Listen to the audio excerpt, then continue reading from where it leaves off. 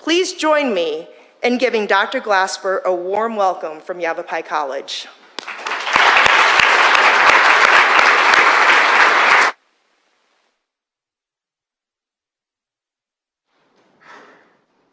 Good morning. It's on and it's still red. Can you hear me? Oh, okay. Thank you. Well, I'd like to thank Stacy for that introduction and this opportunity. Thatcher, he was there. He's without his jacket. I can't recognize him anyway. And Dr. Wills, my partner in crime in the state. So we've been partnering for a number of years. It is a pleasure to be with you today, and especially in this new role. Clicker. I was just asked a simple question: am I missing Maricopa? Am I going through withdrawals? Well, when I left Maricopa, I left within about, without finishing my 30 years, 1.5 months shy of 30 years. And people ask me why. And I had a 3-year contract that I had just signed in November, and then I announced my retirement in December. And they asked me this question: why are you leaving? You know you have this 3-year contract and you don't have 30 years. And I said, because I can. And when you get an opportunity like this to work for the league, I wasn't looking for a job, but it gives you an opportunity to talk about this notion of student success, executive leadership, institutional leadership, and just spending time scaling best practices across the U.S. It's an exciting opportunity, and one that you don't want to think twice about. But I've left Maricopa, but there's still a number of things that I am continuing to work on. And the best thing about moving to the league is that I did not have to leave Arizona. And I mentioned to folks this morning is that being part of an educational institution, a government institution, you must be politically correct. And you can educate, but you cannot advocate. I now can do both. So I'm going to have some fun. This notion of the future of community colleges is an interesting notion. And one of the things that I did when I went to the league a few weeks ago was to reach out to individuals across the country and to ask the same question. To begin to talk about what does it mean for us in this future as defined by multiple individuals, and put it in the language that I think I can articulate and have some passion about. And at the end, you want to create that right educational experience in this time of change. We are continuing to change. And we're looking at this whole notion of change or risk becoming obsolete. So people are asking that question: what's going to happen with community colleges? Community colleges that have evolved from this notion of junior colleges to comprehensive community colleges across the country. We have been able to set pace in the last 60 plus years, outpacing everything that we have done in many of the prior centuries. We begin to focus on equity, access, and opportunity. As we define that for each and every one of our institutions, urban versus rural, urban and rural, and we need to think about how we partner and how we collaborate, and where's the question marks now? What is that part of that equation that we are not looking at? And part of this presentation today will begin to share some of the areas of angst, some of the areas that I know that you'll be talking about today, but then also lend itself to what I would describe as not as a solution, but an opportunity to be a part of movement in this change. I've been doing some reading lately. A friend of mine is writing a monograph, and he's updating a 10-year study. And his theory that he is profiting is using the policy model, Neoliberalism. And I was intrigued with him looking at that and looking at what's happening definitely within Arizona, definitely within the Maricopa community colleges, definitely within Yavapai and across this nation. Think about some of these items that are here. When you begin, it is a policy model of social studies and economics that transfers control of economic factors to the private sector and from the public sector. It begs that basic question, are we still a public good? Or are we moving to a private good? If you think about how we're trying to manage our future moving forward, we're moving to this notion of a private good, not a public good. It takes from the basic principles of neoclassical economics, suggesting that governments must limit subsidies. Limit subsidies. What's your share of state aid now? How much has it declined in the last 10 to 15 years? The last 20, 25 years? Make reforms to tax laws in order to expand the tax base. We have let every tax law fall off of our books in the last 25, but definitely the last 15 years. That's why we are in the situation we are in the state of Arizona. It's not that the taxes were not there. It's that we're taking them off the rolls because we think we can bring more businesses to the state of Arizona, and you can bring more businesses that will bring more of a tax resource. And I challenge it because you still have municipalities, you have cities and towns that are making statements like, we do not want Amazon in our state. So they vote no. So we need to look at what does this mean when we are reducing deficit spending. The state will tell you that they have a balanced budget now, and I have a finance background. We have not had a structurally balanced budget in this state in many, many years. It looks good on paper right now, but we still have outstanding debt. We still are financing many of the state buildings that we live in, that we use on a daily basis. So I like to capture things in a theoretical model. I think this model helps me to understand. When I was involved in this educational financing and student success stuff, I used to proffer a lot of things. And then I went down to the University of Arizona, worked on my doctorate, and found out that I wasn't as smart as I thought I was. You know, that there were actual theories out there that captured some of the things. And then when I started putting theories to what I was doing, then I became really deadly. So I want to place in your mindset just this open notion that many of us have. Community college leaders encourage its participants to be stakeholders in their future, to participate in their community. That if you do this, you can present this pathway for change, that you can be a part of the difference. If you're trying to build a community, and you are building a robust community here, you are trying to build with them that philosophy that they are a stakeholder. And then you think about this notion of the power of change. And you talk to your students each and every day, you talk to people who come to your city each and every day, and you talk about this notion of people can alter their lives by altering their attitudes. I do not believe that any of us have made it anywhere without having a positive attitude and about thinking about making great changes. I talked about my experiences in the public school systems of Chicago before I came to Maricopa that gave me a basis to understand that the politics in Arizona was nothing compared to the politics in Illinois.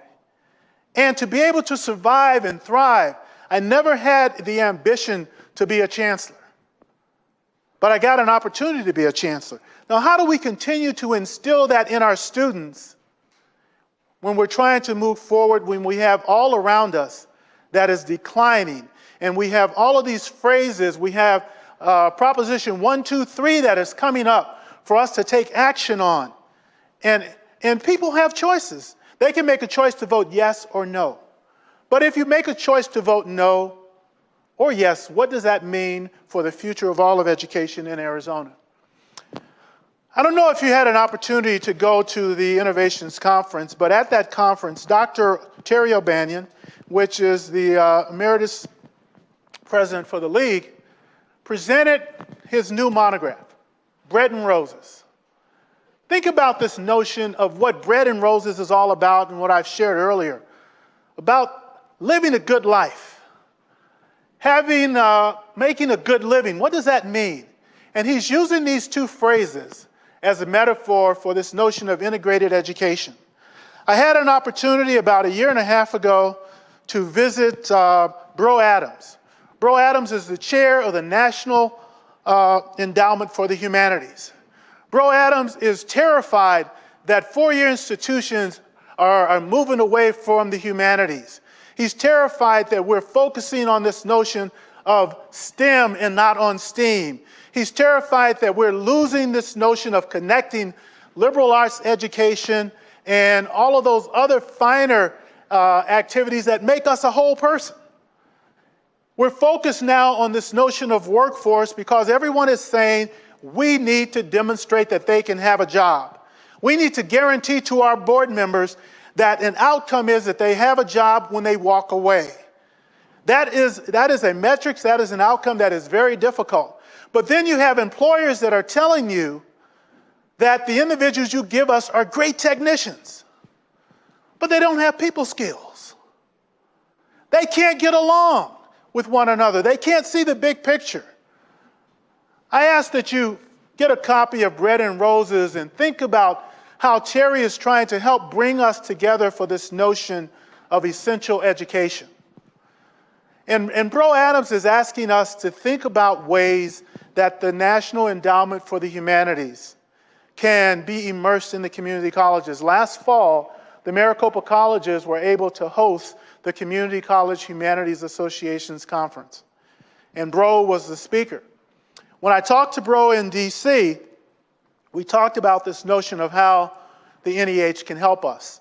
And he is thinking about maybe a certification, a support that can tie to our technical degrees or other degrees that says that the National Endowment for Humanities has supported us, has assisted us with our curriculum and our mapping and hopefully giving us some resources so that we can bridge. They are looking for community colleges to help bridge this connection so that we can continue to be the lifeblood to the transfer students to the universities and beyond. Bread and Roses also connects to this notion of empowerment zones. When I was at Maricopa, I developed this idea of empowerment zones. The empowerment zones basically say that we don't have to do it by ourselves. That there are community-based agencies throughout every community that we have, that if we look at collaborating, if we look at partnering, we can support this notion of essential education and support this CBA's mission and help them become stronger. But now let's make this shift. We are philosophically in the right place. We think that we can make a difference in our communities. We think that we can make a difference in our children's lives. You know, I'm a little saddened today, and I like the idea of this notion of affordability and everything else, but I never put it in context. When I graduated from Luther College in 1974, my tuition at that particular time was about $2,100. You know, my granddaughter has decided that she wants to go to New York University. And she is a bright student, AP classes. And her mother, our oldest daughter, gave us the bill, $74,000 to New York University. $74,000. Affordability. So let's put affordability in this context. We affordable? Are they affordable? And they say that the cost of education, if you take in all the other areas, that it really is a lot lower than that. Well, when you took in the scholarships and everything else, the net is still $34,000. And this is a student who is an honor student, an excellent student. So I'm just questioning some of the things that we're doing right now with education in general. Okay, now I'll get off of that speech. All right, but look at this notion here. The road ahead is definitely uncertain. This is a time of tremendous shift for community colleges. We have moved from this previous agenda of access and enrollment to access and completion. We're now focused on tying a metrics and an outcome to everything. We are changing the culture of the college to one of focusing on student success. which has been our mantra, but now we're trying to connect through this entire continuum, and we're trying to connect it by ourselves, but we're also trying to reach into the high schools and then reach upward to the universities as well. We have a focus on STEM, and we're trying to connect the arts to part of our activities as well. And your performing arts, I'm sure, will help that as we move forward. We realize that the existing models will not be sufficient in reaching our completion goals. How many, has this institution adopted the ACCT's completion goal? Penny, what?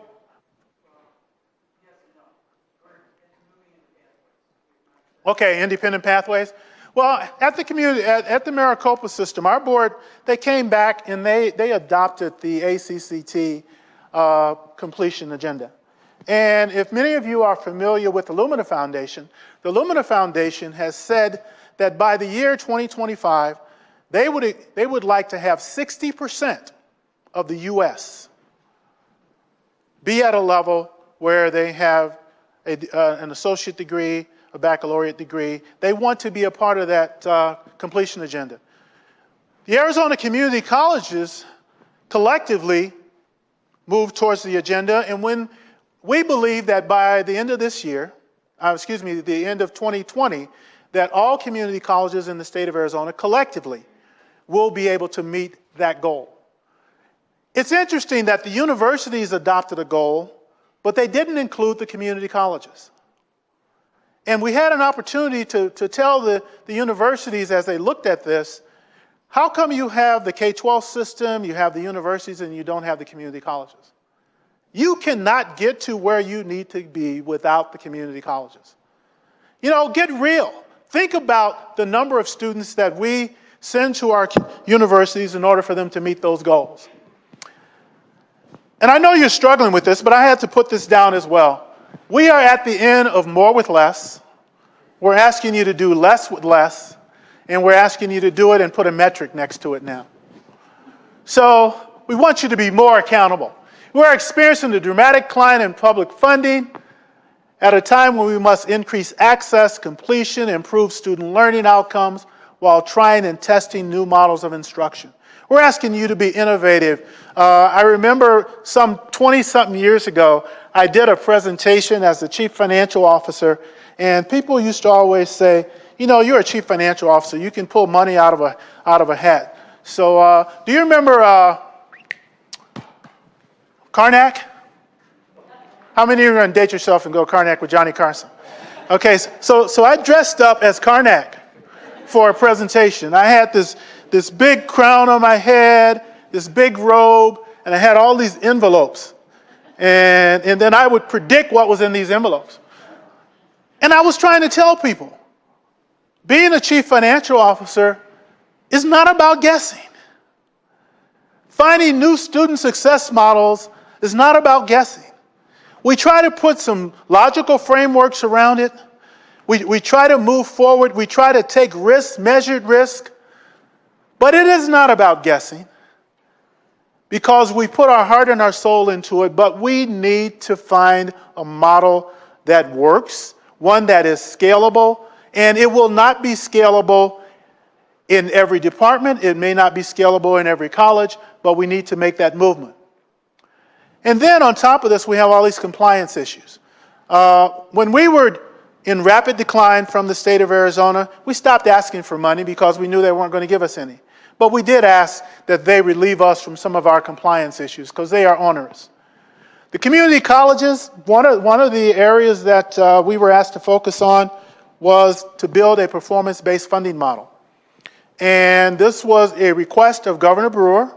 We received funding from the Lumina Foundation, built a model, presented it to the governor in her last year and a half.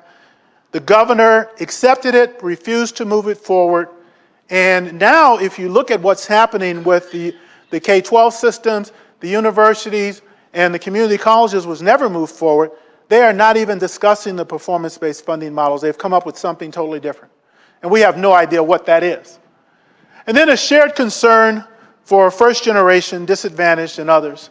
and are they priced out? And that was my analogy back to this whole notion of public education. I believe that we have had a community college renaissance. And when you look at the resources that we have had in the last 7 years out of the current presidential administration, the community colleges have received more money in the last 7 years than we've received in the last 35 years. Now, what happens to the trade adjustment grant funding and others that we have received? I know we partnered with Yavapai at the Maricopa Colleges on the Get Into Energy. So these are dollars that we have been able to receive that were designated for community colleges and given to community colleges. Now we are looking at what's going to happen as we move forward. They talked about this notion of stimulus money. If the community colleges and others in the state of Arizona had not received stimulus money early on in the recession, things would have been worse. So I just want you to think about what has happened in the past, but be just mindful that the future moving forward is probably more uncertain than it's ever been. So as I finish up here, and I'm going to leave some time for some questions, we're going to talk about these particular areas. And we're going to think about just what does it mean for us as we talk about this notion of learning swirls, students swirling, changing demographics. We are a majority-minority state, and we refuse to recognize it here in Arizona. Open door policies are at risk. We have board members now that are basically saying that the mission for community colleges will probably be revisited. At Maricopa, we had a board member make a recommendation that we take every faculty member that is teaching remedial classes and we terminate them. That every student that is taking remedial classes, that we charge them the full cost for education. And that we hire back the faculty that we've terminated, rent them space. Since we're charging for full education, then we can take the cost of remedial education off of our books because it is not our responsibility. You know what the problem with that was? Not just one board member made the suggestion, we had other board members say, let's look at our policies. Let's think about what does that mean? How much money will it save? Think about what it would do to the economic impact of this county and the economic impact of this state if we were to push the students away and push our faculty and others away because of this notion of we are still an open door institution. So I think we need to work on that. Uneven enrollment growth. We are fluctuating in many different ways. Some of our numbers were pretty high during the recession. Now they're starting to decline. People are going back to work and people are questioning, did we have too much money to begin with? Do we still need the monies we have right now? And can we continue to do more with less? And if your resources are declining, should you be a smaller and smaller institution? And should you start to restrict? The rise in online. Everyone is looking at online as part of that solution. And is your institution ready for it? Is your technology up to pace?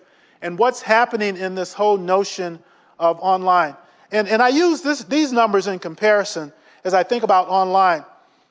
We were looking at the Maricopa system about our marketing budget. And we're a large institution. Our marketing budget was probably about $3.5 million. Rio Salado Community College is the largest two-year online in the country. I thought ours is $3.5 million.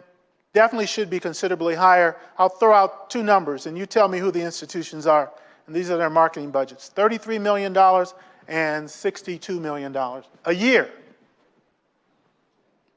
Grand Canyon, which figure? $62 million a year. ASU is $33 million a year. What are their drivers right now that are driving them in terms of increased online activities? So, are they competition? Are they a threat? They're bringing in some resources. So how do you address that? How do you collaborate? How do you work with other institutions to be able to take the resources you have and expand your bandwidth and your activities and not be as concerned about this notion of competition, but talk about what you can do with collaboration and partnerships that can allow you to meet your mission? Rise in remedial education enrollment. We still haven't found that silver bullet yet, but we're continuing to look for it as well. And then the disappearing male. Minority males. When we begin to look at our zip codes around the state of Arizona, around the country, we look at our percentage of females versus males. This is one of the growing areas and one of the focus in many institutions. Learning needs. Are our students college ready? How do you define college ready? National completion agenda. We talked about that one a little bit, but let me go back to college ready. We are now focusing on what is happening in the state of Florida and others around the country, where they are basically saying that and I just recently met with David Coleman. David Coleman is the president and CEO of the College Board. College Board focuses on SAT, ACT, Accuplacer, Compass, and all of those different things. Guess where the focus was with our visit? Around Accuplacer. Does it work? Does it not work? Does Compass work? Does it not work? Is it truly assessing the student where it needs to be? And David is trying to work with the community colleges because they need a solution. They need a solution. They need a solution that helps us, that's more reliable, that's more predictable, so that students are coming to us and students are asking the question, are you just giving us this test because you're trying to make money? I had a student call me and tell me that he was going to apply to a different community college district because he felt I was trying to rip him off because he had to take a test.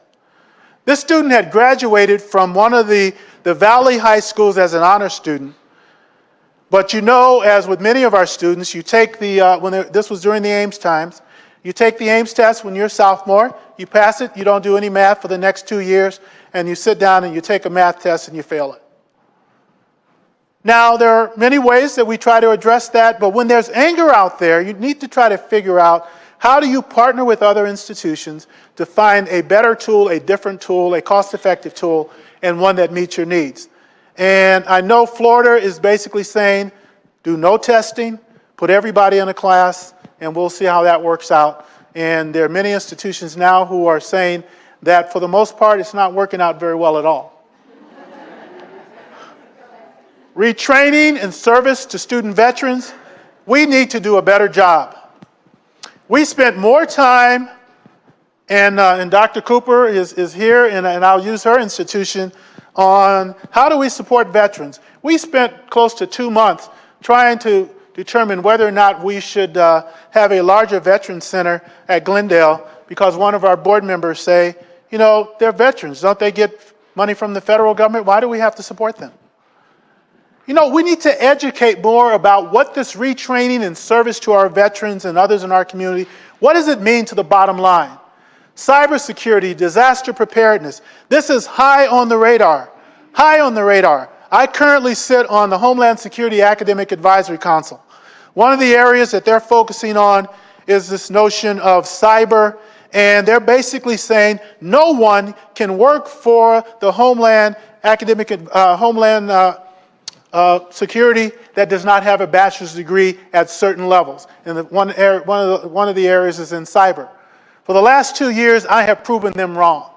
And I have proven them wrong through the trade adjustment grant, the Get Into Energy focus, and the cyber focus, that we have excellent individuals coming out of high school, going to our community colleges that can come in and do these jobs, and that they're more stable, they're more consistent, and they're bright, and they deal with it every day. You know, we had a student who hacked into the Maricopa system in 2013, and we exposed some 2.5 million records. Think about that. We were nervous as could be.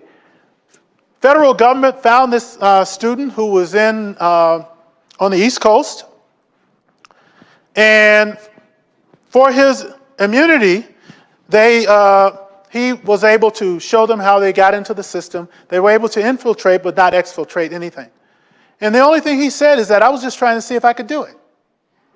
Think about that.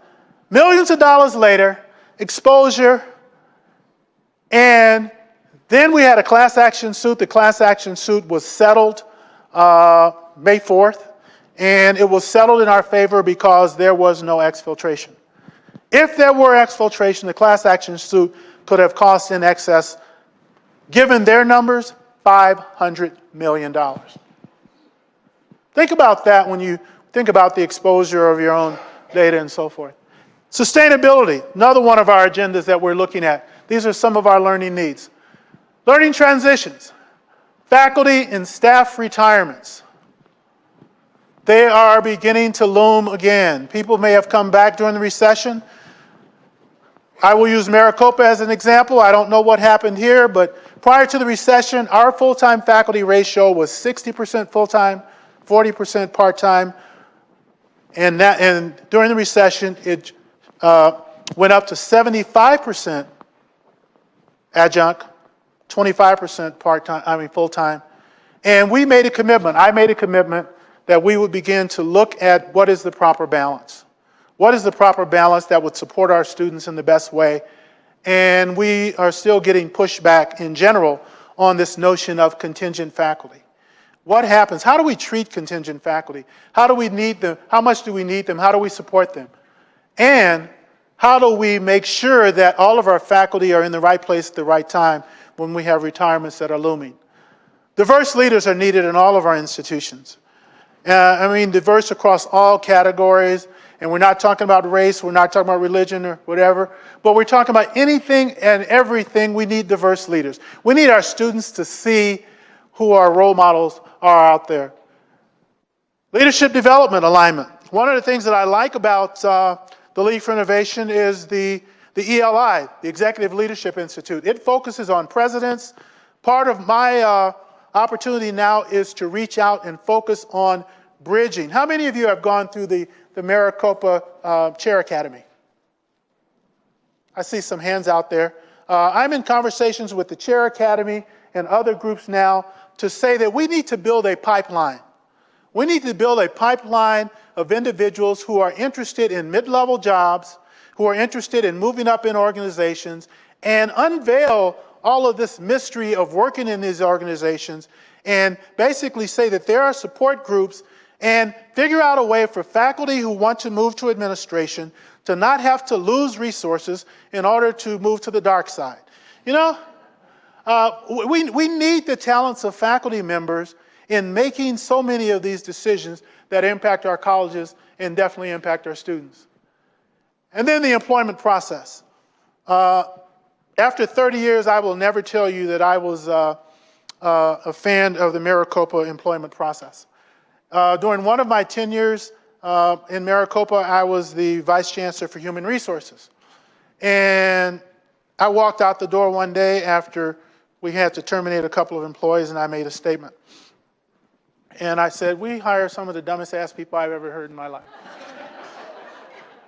And some of my staff walked up and they told me, they said, Dr. Glasper, you can't make a statement like that.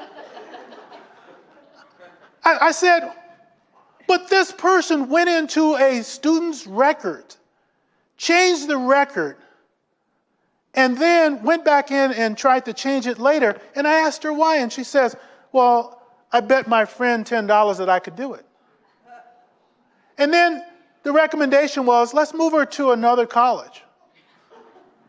I mean, what are we thinking about?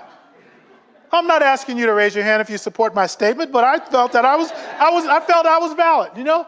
Learning technology, dramatic online enrollment, next generation learning. We're dealing with all of these things. We're testing MOOCs within our system.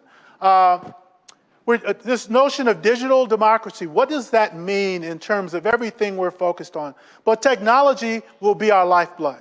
It will be our lifeblood moving forward. So we need to find our solutions in technologies to make our lives easier. We need to use technology because our students are using technology. Learning pathways. The progress of our students, in my opinion, is that we have defined pathways, and if they stay on these pathways, their time to education is quicker.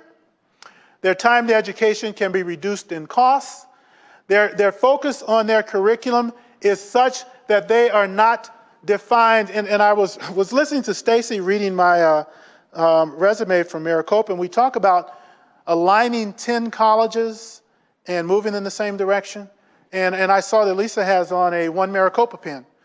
I started an initiative about 7-8 years ago called One Maricopa. One Maricopa basically says that 10 individually accredited colleges need to operate as one. You cannot have students who swirl. We had 60,000 students swirl between one or more of our colleges before they finished their journey. You cannot have a different application process, a different financial aid process, a different registration process, a different transcript review process because you say that you are unique. Now, those are departments, those are institutions, and think about what we're doing as individual colleges within Arizona, sending our students to the universities or out into the workplace. So we need to be aligned on these pathways throughout that entire continuum. Future public education, in my mind, is in jeopardy. We're opting out of standardized tests. If not, we're dumbing them down. Common Core is a debate, is it a switch? You know, there's too much debate about it. When you look at the outcomes of Common Core, everyone should be able to embrace those elements. Charter schools. Watch what is happening with the funding of charter schools. Watch what is happening with the resources. If you looked at the tax credits for charter schools, it is in the millions. And the recipients of the tax credits are probably about 80% charter schools and less than 20%, probably even less than that, that are going to public schools that are getting the tax credit. Vouchers, we're seeing more of that. There are attacks on faculty, teachers, colleges, and schools throughout the nation because they're trying to place blame, and they will continue to do that. Turnover of public school boards to advance personal agendas. I was just mentioning that I just stepped off of the Higher Learning Commission. I was a board of trustee, and I was appointed about 2 years ago. In 2009, our locally elected board decided that they wanted to take over and manage the Maricopa school system. Higher Learning Commission came in and supported me in a mock investigation with consultant evaluators, and we were able to put them back in line. But what I told my board that day when I was appointed, and I shared this with, at the table today, is that now I'm on the board for the Higher Learning Commission. I'm one step closer to God than you are. You know? Because we had one of our board members say that we don't need your frickin' accreditation. We can get it elsewhere. And for 1.5 years, he tried and was not successful. But turnover of public school boards is going to be an issue throughout the state of Arizona. Increase completion rates by 50%, big issues, dramatically improve college readiness, close the skill gap. All of these you've seen before. Invest, implement policies and practice that promote rigor and accountability. Rigor, relevance, and accountability, I don't think you can ever go wrong with. This is a learning reflection. We need to continue to empower our students and our employees and our faculty and our staff. And I have run through this very quickly. I think we need to embrace this notion, as Dr. O'Banion has stated, looking at essential education, looking at that whole person, defining in our own ways what is a good life, what is a good living, and having fun. I have now moved into an additional stage in my life that I expect to have fun, and I have moved from being at a position where I could only educate and not advocate, and now I'm going to do both and have a lot of fun. So I will stop and answer any questions you might have.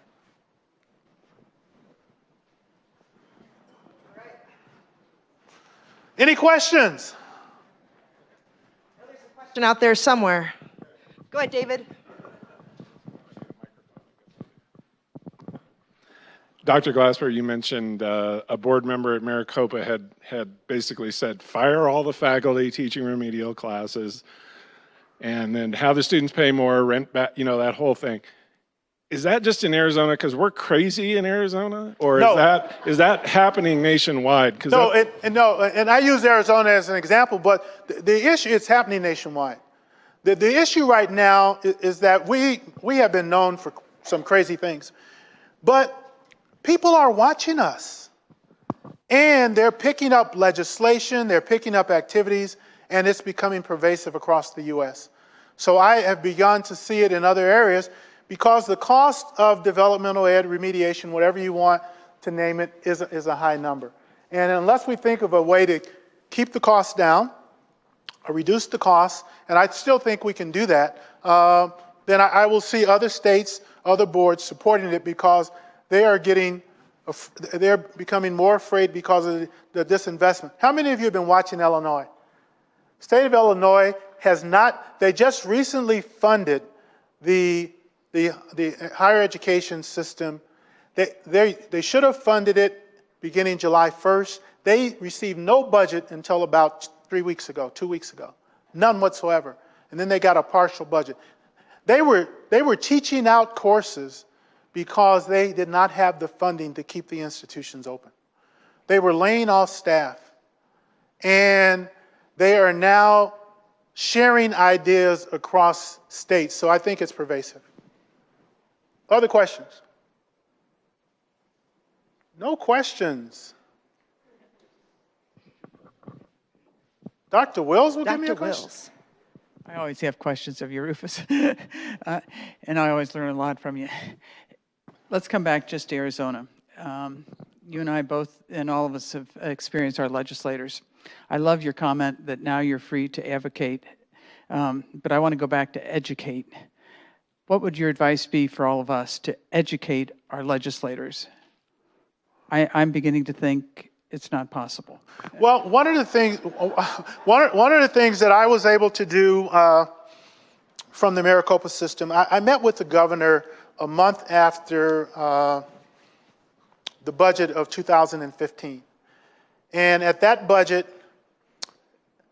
they chose to disinvest in the 2 urban colleges.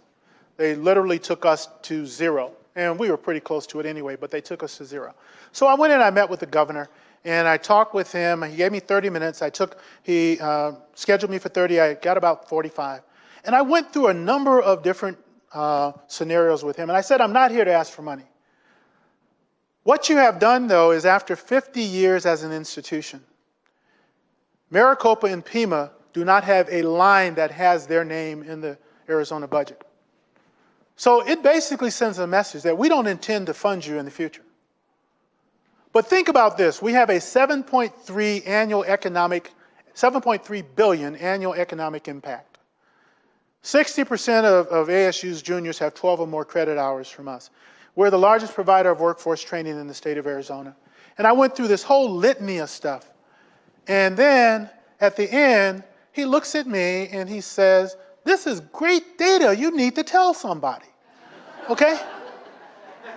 And then he says that I had to balance my budget and we'll deal with the consequences later. So over the next 7 to 8 months, I tried to figure out what did that mean. And I decided, how many of you are familiar with Arizona State University's Decision Theater? Decision Theater is a round theater with multiple screens. So for about 6 months, I worked with 3 economists from Arizona State University, brought in my own economist, my own researcher, and we did economic modeling on the consequences of not funding the Maricopa system for the next, to the year 2025 and the year 2045. And what we were able to demonstrate is that the degree production, the transfers to the university, think about having less students go to the largest public state university in the country. NAU, which is located on your colleges as well, NAU is located on all of our college campuses. So you're not only impacting the economic impact of one institution, you're destroying the economic impact of multiple institutions. So Penny, I think working with that kind of modeling, putting the statewide data involved in that and showing the actual consequences of what will happen to this state in the year 2025 or 2045 if a collective body of 10 community colleges and your own college for this county, if they continue to decline and have no support, will be devastating.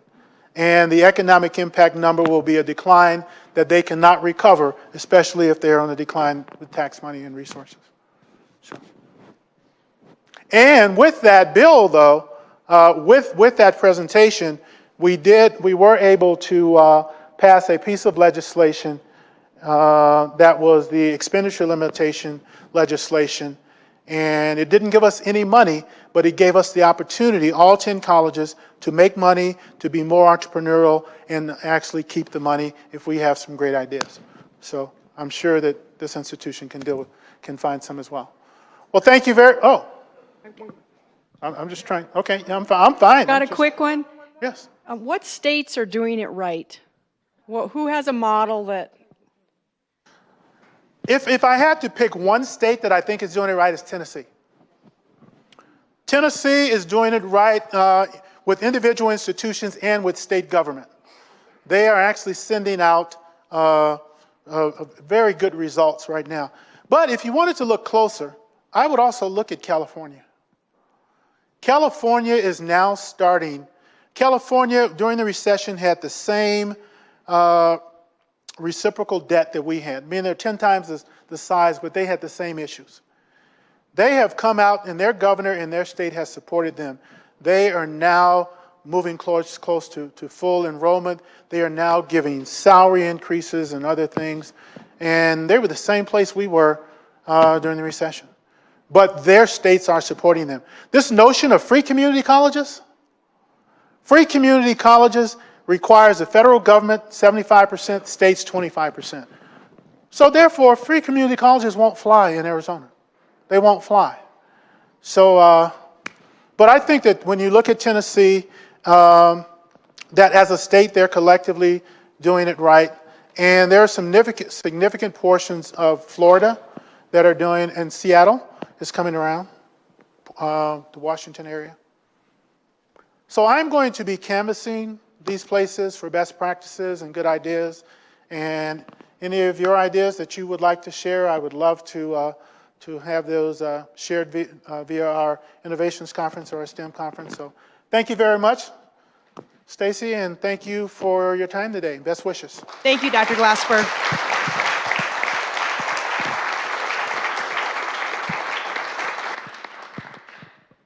Once again, thank you for being here. It's always greatly appreciated. And I think it also opens our eyes too. I mean, we've heard a lot of this before, and so it's nice to have, another individual discuss this and provide us information. So there's a lot of exciting things to move toward, and that's what makes Yavapai College great and the state of Arizona. Right? Right? So we have a couple of housekeeping tips here as we move forward in our day. On our little table toppers, we have our schedule, our morning workshops. We have an hour-long workshop that begins at 10:15, so in about another 10 minutes or so. And then we'll have about a half-hour My Canvas course show and tell with some of our faculty members. So that will be wonderful. I just wanted to mention that we do have a cancellation on what are the possibilities with Google Apps in the classroom. So I just think that's on every sheet here. Also, how many people have submitted their final grades? Raise your hand. All right, how many people have not submitted your final grades? Raise your hand. All right, so final grade, Sheila, when is the last Friday at? Well, we're not open on Fridays, so that poses just a bit of an issue. If you can get them in by 5 p.m. Thursday, that's awesome. If you can't get them in until Friday, if you do it by noon so that I can at least take the afternoon off, that would be excellent. All right, so you heard it, 5 p.m. Thursday. 5 p.m. Thursday.